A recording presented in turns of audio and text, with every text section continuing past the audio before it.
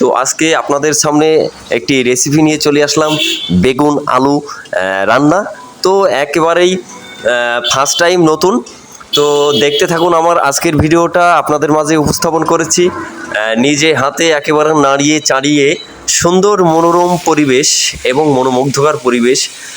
তো মশলাটা করে নিলাম হালকা পানি দিয়ে, বেগুনটা নাড়াচাড়া করেই একেবারেই এই পুঁইশাকের মিশুলি যেটা বলে সেটা দিলাম। সুন্দর করে রান্নাটি মানে আমি উপস্থাপনা করছি এবং নিজে হাতে নাড়িয়ে চাড়িয়ে একেবারে সুন্দর মনোরম পরিবেশে।